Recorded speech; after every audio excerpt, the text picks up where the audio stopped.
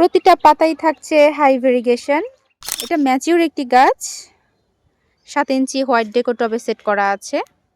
Soil and sandless media. Luxurious শোপিসের থেকে এরকম একটি জীবন্ত শোপিস কিন্তু সব দিক থেকেই উপকারী। আপনাদেরকে আরেকটি লাক্সারিয়াস গাছের সাথে পরিচয় করিয়ে দিই। Philodendron radiatum variegated. Monstera albo variegated গাছের পর এই রেডিয়াটাম ভেরিগেটেডটাই আমার কাছে মোস্ট অ্যাট্রাকটিভ একটি গাছ ছিল, যেটা দেখার পরই আসলে আমার মনে হয়েছে যে প্রাইস যতই হোক এই গাছটা আমার সংগ্রহে থাকা চাই। এটা সেই আমার কাছে প্রথম দিনের মতোই এখনও অ্যাট্রাকটিভ। এটা থেকে আমি অসংখ্য চারা করেছি এবং সেলও করেছি আলহামদুলিল্লাহ।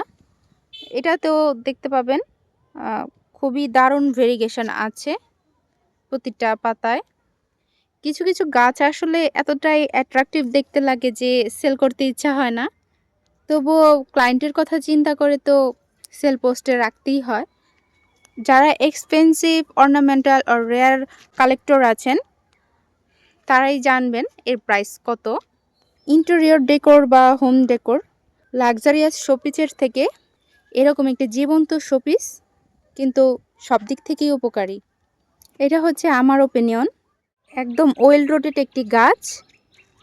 এই যে এখানে রুটও দেখা যাচ্ছে, যেটা প্রবাবলি রুট বাউন্ড হয়ে উপরে উঠে এসেছে। বাট আমি এখন এটা মিডিয়া আপাতত চেঞ্জ করতে চাচ্ছি না, কারণ আমার কাছে মনে হয় ফিলো রুট বাউন্ড হতে খুবই পছন্দ করে।